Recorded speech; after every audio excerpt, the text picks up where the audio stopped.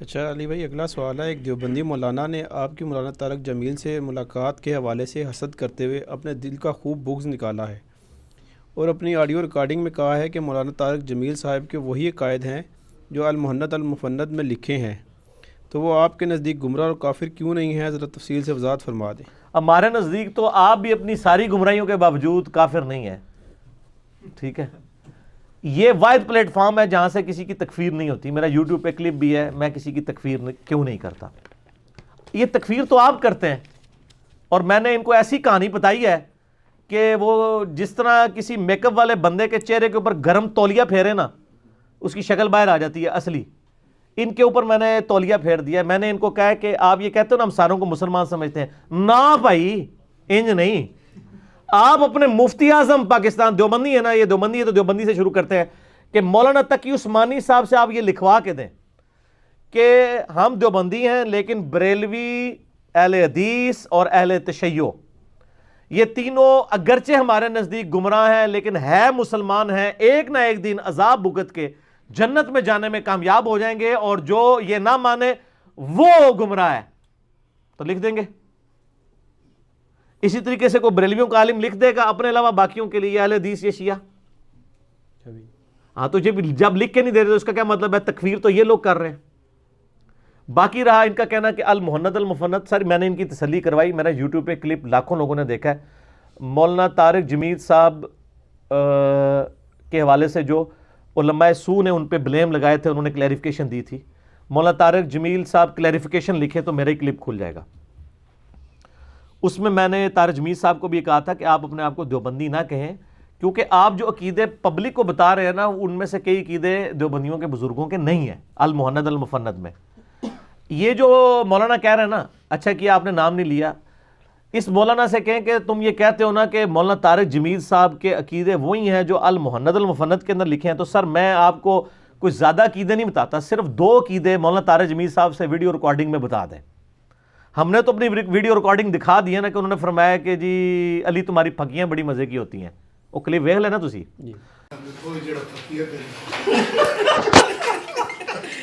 پھکیاں بڑی مزدار ہوتی ہیں۔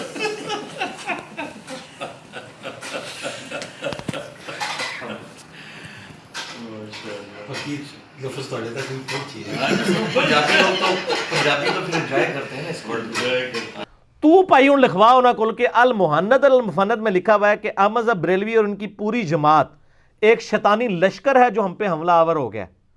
تو طارق جمیل صاحب بھی لکھ دیں کہ میرا یہی عقیدہ ہے کہ جتنے بریلوی ہیں اور احمد بریلوی صاحب یہ شیطانی لشکر ہیں جو ہم پہ حملہ آور ہوئے ہیں، تو ہم مان لیں گے کہ وہی عقیدے ہیں جو المحند میں لکھے۔ آپ کا کیا خیال ہے؟ طارق جمیل صاحب یہ کہیں گے؟ کبھی نہیں۔ تو پھر تو کیوں کہنا بھی ساڑھے عقیدے وہی نے المحند والے؟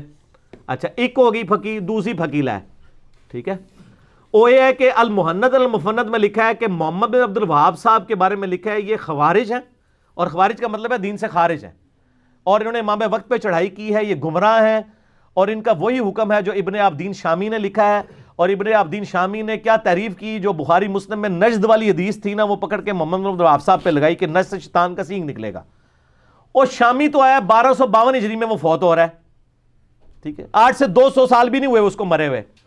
اس سے پوچھ کہ تیرے سے 1200 سال 1100 سال سے یہ حدیثیں چل رہی ہیں، پچھلے لوگوں کو نہیں پتا کہ یہ نجد والی حدیثیں کس کے بارے میں ہیں، یہ خوارج کے بارے میں تھی حدیثیں، اور وہ نجد سے مراد عراق ہے، اور اس نے پکڑ کے سعودیہ کے اوپر لگا کے اور محمد بن وہاب صاحب کو نجدی ڈکلیئر کیا اور کہا یہ شیطان کا سینگ ہے۔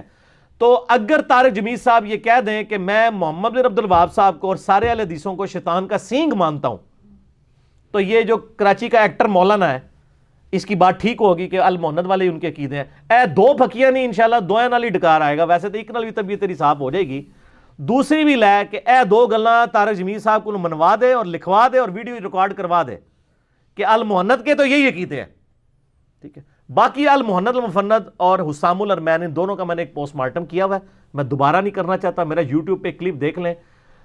بریلوی بزرگ بمقابلہ دیوبندی بزرگ، اور ایک اور کلپ ہے بریلوی دیوبندی اہل حدیث جنگ، او دے فوٹو ایسی مولانا دی لائی ہے، ایسی ایڑا کہانیاں کراندا ہے، ٹھیک ہے۔ تو سر اسی تکفیر نہیں کردے، تکفیر تو تواڈے بزرگ کر کے گئے نے، اور تواڈے بزرگاں دی دوسرے بزرگاں نے کیتی ہے، ہم تو نہیں کرتے۔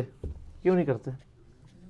عرض کرتے نہ میں وہابی نہ میں بابی میں ہوں مسلم علمی کتابی. تو ہم علمی کتابی مسلم ہیں. تو اس نے جھوٹ بولا ہے طارق جمیل صاحب کے وہ عقیدے نہیں ہیں, اور ہم ان عقیدوں کی بنیاد پہ ہم نے آج تک کسی کی تکفیر نہیں کی ہے, یہ آپ لوگ خود کرتے ہیں. تو اگر ہیں تو یہ 2 عقیدے ذرا طارق جمیل صاحب آ کے آن کیمرہ کہہ دیں کہ جو المحند میں لکھا ہے کہ احمد بریلوی ان کی پوری جماعت شیطانی لشکر ہے جو ہم پہ حملہ آور ہوا ہے, اور اس کے ساتھ انہوں نے قرآن کی آیت فٹ کی ہے کہ جس طرح نبیوں پہ شیاطین حملہ آور ہوتے تھے, ہمارے علماء دیوبند رضی اللہ عنہم لکھا ہے نال 14ویں صدی مولویوں ان پہ یہ شیطان حملہ آور ہوئے ہیں. اور دوسرا انہوں نے محمد الوہاب صاحب اور سارے اہل حدیث کی جماعت کو کہا یہ خوارج کی جماعت ہے اور یہ شیطان کا سینگ ہے, جو ابن عابدین شامی نے لکھا ہے رد المختار در مختار کے حاشیے میں فتاوی شامی میں. تو یہ جناب الٹی لکیریں بھی لگا لینا, طارق جمیل صاحب یہ 2 باتیں نہیں کریں گے. 2 لکھوا کے دے پھر میں منوں گا کہ المحند والے عقیدے نے طارق جمیل صاحب دے. باقی کہانیاں تے بعد ہی چون گیا نا, پہلے تے اہل ہے تو پھر پتہ لگے لوگوں کو کہ ان کی جو نظریات ہیں وہ تکفیری سوچ ہے ان کی, ہماری نہیں ہے. ان کی تو کتابوں کے نام دیکھ لیں, المحند علی المفند, ہند کی تلوار ایک سٹھیائے ہوئے بابے کے سر کے اوپر, اور سٹھیائے والا بابا احمد بریلوی صاحب کو کہا. ویسے میں نے اس کتاب کا نام چینج کر دیا, المفند علی المفند. ایک بابا دوئے بابے ہوتے, ٹھیک ہے. اور وہ جو احمد بریلوی صاحب نے کتاب لکھی ہے 1906 میں لکھی گئی, وہ 1905 میں, حسام الحرمین, حربین کی تلوار. وہ تلوارہ نال تے گلا کر دینے, پھر اس کو ٹینشن پڑو جی بزرگ ختم ہو جائیں گے, بزرگ ختم ہو جائیں گے. او جائیں گے نہیں سر, ہو گئے. ان انجین نہیں ہوگی بزرگاں دی. ٹھیک ہو, اگے ٹورو. اگلا سوال ہے, مولانا سعد کاندھولی صاحب نے اپنے مخالفین کی مسجد کو منافقین کی مسجد زرار سے تشبیہ دی ہے, کیا یہ فتویٰ حلال ہے؟ سر یہ مولانا الیاس کاندھلوی صاحب نے جو بات کی ہے, یہ طریقہ کار تو ہمیشہ سے بزرگوں کا رہا ہے. ہم کیوں بزرگوں کی غلط چیزوں کے خلاف بولتے ہیں کہ یہ فوراً ایک دوسرے کے اوپر فتوے لگاتے ہیں. جیسے میں نے بھی آپ کو بتایا کہ المحند المفند میں شیخ زکریا کاندھلوی کے مرشد سعد کاندھلوی صاحب کے بھی بزرگ ہیں زکریا کاندھلوی, اور ان کے آگے سے پیر صاحب خلیل احمد سہارنپوری نے لکھا ہے کہ احمد بریلوی اور ان کی پوری جماعت ایک شیطانی لشکر ہے جو ہم پہ حملہ آور ہوا ہے. دنیا میں سب سے بڑا ٹائٹل شیطان ہی آپ کسی کو دے سکتے ہیں نا. اور دوسری طرف احمد بریلوی صاحب نے حسام الحرمین میں لکھا ہے کہ علماء دیوبند کی یہ جو عبارتیں ہیں ان کے ماننے والے سب کے سب مرتد اور واجب القتل ہیں. تو سر یہ بزرگوں کی لینگویج ہے کہ مسلمانوں کے اوپر آیات فٹ کرتے ہیں. پیچھے ان کے بزرگ ہیں جو یہ کام کرتے تھے, وہ خوارج کرتے تھے کہ وہ جو آیات کافروں کے بارے میں وہ مسلمانوں پر یعنی صحابہ کرام پہ چسپاں کرتے تھے. یہ مسجد درار کا جو ذکر ہے یہ منافقین نے مسجد بنائی تھی. میں نے مسئلہ نمبر 96 میں عظمت صحابہ رد المنافقین اور سنی شیعہ کے اختلاف کا تحقیقی جائزہ, اس میں نے ڈیٹیل کے ساتھ مسجد درار, یہ لفظ درار ہے, بعد ہے اور زیر ہے نیچے, یعنی اردو میں بھی ہم زرر کا لفظ استعمال کرتے ہیں نا, درار. تو یعنی نقصان پہنچانے کے لیے انہوں نے ایک مسجد بنائی تھی, اور نبی علیہ السلام سے ریکویسٹ کی کہ جی آپ اس مسجد میں نماز پڑھ دیں. وہ بیسیکلی ایک آفس بنانا چاہتے تھے. مسجد نبی میں تو ظاہر ہے کھل کے وہ میٹنگز نہیں کر سکتے تھے. تو نبی علیہ السلام غزوہ تبوک پہ جا رہے تھے, آپ نے فرمایا ابھی تو میں جا رہا ہوں, واپسی پہ دیکھیں گے. اللہ نے وحی کے ذریعے بتا دیا آپ نے اس مسجد میں جانا نہیں, الٹا یہ مسجد تو پوری کی پوری یعنی منافقت کے اوپر کھڑی کی گئی ہے, اسلام کو نقصان پہنچانے کے لیے. آپ اسی مسجد میں کھڑے ہوں, مسجد نبوی میں, جس کی بنیاد پہلے دن سے ہی تقوی کے اوپر رکھی گئی ہے. پھر اس مسجد کو آپ نے توڑوا کے جلوا بھی دیا. تو اب یہ ہوا ہے کہ جب یہ اختلاف آیا نا, تبلیغی جماعت کے اندر اختلاف آیا, یعنی مولانا سعد کاندھلوی صاحب چونکہ ان کی نسل میں سے ہیں تو انہوں نے تو وہ بنگلہ والی مسجد جو ہے نظام الدین کے اندر, وہ تو اس پہ ان کا ہے اس وقت. لیکن میجارٹی جو ہے وہ شورا والے لوگ ہیں. پاکستان میں بھی رائے ونڈ مرکز جو ہے وہ شورا والوں کے ساتھ ہے. انہوں نے اب علیحدہ سے ایک مسجد دلی میں بھی بنا لی ہے, کوئی بمبے میں بھی ایک مسجد بنا رہے ہیں مرکز کے طور پہ, تو اس کو انہوں نے مسجد درار کہہ دیا. اندازہ کرو, ایک فرقہ, دونوں کے بزرگ بھی سانجھے ہیں. وہ یہ نہیں کہہ رہے ہم الیاس کاندھلوی صاحب سے ٹوٹ گئے ہیں, فضائل اعمال وہ بھی پڑھ رہے ہیں اور وہ الیاس کاندھلوی صاحب کو بھی مانتے ہیں, سارے امیروں کو مانتے ہیں. جو اب امیر ہیں ان سے انکار کیا ہے تو گویا کہ اللہ معافی دے اسلام تو ہی نکل گئے ہیں. وہ کہتے ہیں مسجد درار ہے. یہ ظلم ہے, اور میں سمجھتا ہوں یہ علماء کی بیسیکلی جہالت ہوتی ہے جو اس طرح کے کام کرتے ہیں, جذبات کے اندر مسلمانوں کے اوپر یہ فتوے لگاتے ہیں. تو اس سے فوراً سے پہلے ان کو توبہ کرنی چاہیے. اور ہماری ویڈیوز چونکہ سب لوگوں تک پہنچتی ہیں, میرا یوٹیوب پہ کلپ بھی آپ دیکھ لیں, تبلیغی جماعت میں ڈویژن, اس میں نے اس اختلاف کا تھوڑا بہت ذکر کیا ہے. جو کاندھلوی صاحب کے ساتھ ہیں ان کے ساتھ ہی رہیں, جو شورا کے ساتھ ہیں شورا کے ساتھ ہی رہیں، لیکن خدا کے لیے ایک دوسرے پہ منافقت کے فتوے نہ لگائیں. خدا کے لیے اللہ سے ڈریں. یہ جماعتیں پارٹیاں یہ آپ کی ہیں، اور پھر حدیثیں پیش کر رہے ہوتے ہیں جو جماعت سے بالشت بھر بھی ہٹ گیا وہ گیا. اور سر وہ جماعت نہیں، وہ اجماع امت ہے. وہ المستدل الحاکم میں حدیث موجود ہے انٹرنیشنل نمبر کے مطابق 399. جماعت پہ اللہ کا ہاتھ ہے، میری امت کبھی بھی گمراہی پر جمع نہیں ہوگی. یعنی پوری امت جو اجماع کرے گی نا اس پہ اللہ کا ہاتھ ہے، اس اجماع سے کوئی الگ نہ ہو. یہاں کیا کرتے ہیں جماعتیں، ہر جماعت اپنے ساتھ وہ کہتی ہے جو جماعت سے ہٹا تو گیا، جاہلیت کی موت مر گیا. اعلیٰ چاہے وہ خود جماعت جاہلوں کی جماعت ہو. ٹھیک ہے. اور اور وجہ یہی ہے کہ ان جاہلوں نے خود حدیثیں نہیں پڑھی ہوتی. یہاں پہ بھی ایک بندہ آیا کہ اس نے کہا میں نے کہا یار حدیث پڑھی ہے تم نے؟ یہ تو ہر جماعت اس حدیث کو کیش کراتی، جو ہمارے جماعت سے نکلا وہ جاہلیت کی موت مر گیا. خدا کے لیے یہ اگر یہ حدیثیں جو اپنے بزرگ بابوں سے سنتے ہیں نا، یہ خود پڑھیں نا، ان کو پتہ چلے ان کے بابوں نے ان کے ساتھ کیا دھوکے کیے ہیں. آدھی روایتیں بیان. بلکہ یہ مجھے بھی پرسوں ہمارے وہ ملک صاحب بتا رہے تھے، تو ہے ملک ہے ویسے وہ، لیکن محب اہل بیت ہیں، ملوکیت میں نہیں ہے. تو وہ کہہ رہے تھے کہ وہ اپنی یعنی کسی جگہ شاپ پہ بیٹھے ہوئے تھے، وہاں پہ وہ دیوبندی مولوی سی کو، ملک صاحب دیوبندی مولوی کو اس نے بلا لیا جی انہوں نے گل کرو جی، بھی خام خواہ گل کرو. ٹھیک ہے. آ کے بھی سیدھے شروع کر دینا بھائی آؤ المحنت تے گل کرو نا کہ عقیدے قرآن دی کتنے لکھے نے. وہ آ کے فی الورف الدین کے اوپر بحثیں کرنا شروع ہو گیا. اور آ کے وہ صحیح مسلم کی وہ جابر بن سمورہ، یہ سمرہ لفظ نہیں ہے سمورہ ہے، رضی اللہ تعالیٰ عنہ علیہ السلام. میرا اس پہ کلپ بھی ہے یوٹیوب پہ، گھوڑوں کی دموں والی حدیث. ٹھیک ہے. اس میں نے اس کو بریف کیا ہے. تو وہ کہتا ہے وہ جی وہ گھوڑوں کی دموں کی طرح یعنی دم لانے سے یہ منع کیا، اس کو رفع دین پہ لگایا. تو انہوں نے ان سے کہا کہ آپ نے اللہ کو جان دینی ہے بھائی، ہم تو اپنی آخرت کی فکر میں ہیں. ہر شخص کو اپنی آخرت کی فکر ہونی چاہیے، ہم کو پارٹی نہیں، کو جتھا نہیں بنایا ہوا. انہوں نے سیریس ہو کے ان سے کہا کہ یار یہ حدیث تم نے خود پڑھی ہے صحیح مسلم شریف میں؟ کہتے ہیں میں نے نہیں پڑھی.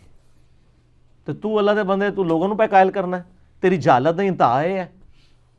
یہ 4 حدیثیں اکٹھی ہیں، اس کے اوپر باقاعدہ امام نووی نے باب باندھا ہوا ہے کہ سلام پھیرتے وقت ہاتھوں کا اٹھانا منع ہے. بلکہ امام بخاری نے جوز رفع الیدین میں لکھا ہے جو یہ حدیث رفع الیدین پہ لگاتا ہے اس کو ڈرنا چاہیے کہ اللہ کا عذاب اس پہ نہ آ جائے، جو سورہ نور کے اندر آیا ہے کہ نبی علیہ السلام کی جو نافرمانی کرے گا اللہ کا عذاب اس پہ آ سکتا ہے. اگلا سوال ہے، فضائل اعمال اور فضائل صدقات میں بعض واقعات اور ایسی عجیب باتیں آ جاتی ہیں کہ اس کے باوجود علی بھائی ہمیں تبلیغی جماعت سے جڑے رہنے کی ترغیب دیتے ہیں، آخر کیوں؟ علی بھائی تو آپ کو سب سے جڑے رہنے کی ترغیب دیتے ہیں اس لیے کہ جہاں پہ بھی اچھی بات ملے آپ لیں. یہ میں نے جو بات کی تھی وہ اس لیے کی تھی کہ ہماری کالجز میں یونیورسٹیز کے اندر الٹرنیٹو ہمارے پاس تبلیغی جماعت کے علاوہ کوئی اور ماحول اویلیبل نہیں کہ لوگ، علی بھائی آپ کو یہ تو مشورہ نہیں کریں گے کہ آپ جو ہے وہ گانوں کی محفلوں میں شریک ہوں. آپ کو یعنی ایک الٹرنیٹو ایک پازیٹیو ماحول کی بات کی جائے گی نا. تو میرا یوٹیوب پہ ایک کلپ بھی دیکھ لیں، تبلیغی جماعت ایک نعمت کیوں ہے. اس کلپ کے اندر میں نے ڈیٹیل کے ساتھ اس کے اوپر ڈسکشن کی ہے کہ یہ آپ اس کو یوٹیلائز کریں. اور باقی جو فضائل اعمال یا فضائل صدقات میں کس سے کہانیاں لکھی ہیں سر وہ آپ سنیں گے تو آپ کو پتہ چلے گا نا کہ ہم کیوں کہتے ہیں کہ قرآن و سنت کے اوپر آئیں. اس کو آپ چھوڑتے جائیں، جو صحیح باتیں ہیں وہ آپ لیتے جائیں. آپ کو پھر ہم کس طرح کلین چٹ دے سکتے ہیں کہ فلاں بندہ جو بھی بات کرتا ہے وہ صحیح کرتا ہے؟ جتنے بڑے بڑے سپیکر ہیں اس وقت کہیں نہ کہیں کہانیاں وہ بیان کر جاتے ہیں. تو یہ تو ہم قدغن لگا ہی نہیں سکتے کہ آپ فلاں کو سنیں فلاں کو نہ سنیں. ہم کہتے ہیں سب کو سنیں لیکن اس کے بعد اپنی عقل بھی استعمال کریں.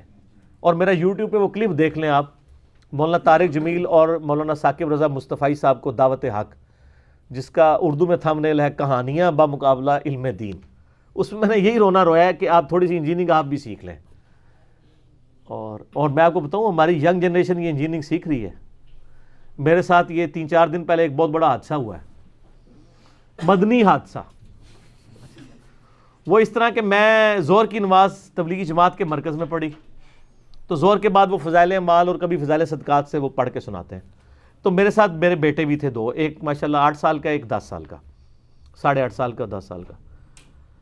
تو میں نے ان کو پابند کیا ہوا ہے کہ بیٹا یہ جو درس ہے نا آپ نے سننا ہے پورا نا. تو میں بھی سنتا ہوں. اب وہ درس انہوں نے دیا تو وہ درس میں یعنی وہی اسی طرح کوئی نہ کوئی کہانی تو آ ہی جاتی ہے نا. کرتے کرتے جناب بیچ میں 2-3 کہانیاں آ گئی. ایک بزرگ کا ذکر ہے کہ وہ بزرگ جو تھے نا وہ جناب روزانہ رات کو 3 قرآن پڑھا کرتے تھے، 3 دفعہ کل شریف پڑھ کے نہیں، 9 دفعہ کل شریف والا نہیں، پورا قرآن. وہ تو صحیح مسلم میں حدیث ہے نا کہ سورۃ الفاتحہ سورہ اخلاص 3 قرآن کے برابر، وہ نہیں پورا قرآن، کیونکہ اس میں کہتے ہیں پہلے انہوں نے 30 پارے پڑھے، پھر 30 پڑھے، پھر 10 پڑھے، 50 ہو گئے. اور ان کا ابھی بھی ٹائم تھا، میں پورا کر سکتا تھا لیکن 50 پہ میں نے روک لیا، اور 3 قرآن میں ایک رات میں پڑھ لیتا ہوں. ایک اور بزرگ آیا کہ وہ ظہر سے عصر کے درمیان پورا قرآن پڑھ لیتے تھے. ایک اور آیا جناب فجر سے زور تک اتنے قرآن پڑھ لیتے تھے. اچھا اب وہ میں تو سن رہا تھا، میں نہیں تھا ایکسپیکٹ کر رہا کہ میرے بچے بھی اس سے وہی کچھ سمجھیں گے جو میں سمجھ رہا ہوں. وہ اس لیے نہیں کہ وہ میرے بچے ہیں، وہ اس لیے کہ وہ 21ویں صدی کے ہیں سر، ان کی عقل کام کرتی ہے. ہم جب تھے ہم ٹگے تھے، وہ 10 سال کے بھی بچے تھے، ہم 20 سال دے بھی ٹگے سن، سبحان اللہ ہی کہندے سن. اچھا وہ جب اس کے بعد انہوں نے نماز کی ترغیب دلائی، بڑا نماز پہ اچھا ایمفسائز کیا. میں نے کہا چلو بھئی نماز پڑھنی چاہیے، گھر والوں کو ترغیب دینا چاہیے. میں نے باہر نکل کے نا میرے تو دماغ سے یہ بات نکل گئی نا، میں نے ان کو ویسے پوچھا، میں نے کہا یار کتنا اچھا درس دیا ہے بچوں، دیکھو انہوں نے کہا نماز پڑھنی چاہیے، اپنے گھر والوں کو بھی ترغیب دلانی چاہیے. تو وہ بچہ میرا کہتا ہے بیٹا بابا یہ باتیں تو ان کی اچھی تھیں، لیکن یہ جو انہوں نے کہا کہ وہ رات کو 3 قرآن، یہ بابا کیسے پڑھ سکتا ہے بندہ پوری رات میں؟ یہ کوئی بات ٹھیک نہیں لگی. تو میں نے اس کو کہا، میں نے کہا بچہ ہاں یہ کہانی تھی، کہانی چھوڑ دو، باقی چیزیں لو. سر اس کو اس لیے پتا ہے کہ اس نے قرآن پڑھا ہوا ہے کئی دفعہ، اس کو قرآن کا سائز بھی پتا ہے کتنا ہوتا ہے، اس کو یہ بھی پتا ہے کہ حافظ قرآن بھی اگر پڑھتا ہے تو اس کو ٹائم کتنا چاہیے. تو 3 قرآن ایک رات میں کیسے ختم ہو سکتے ہیں؟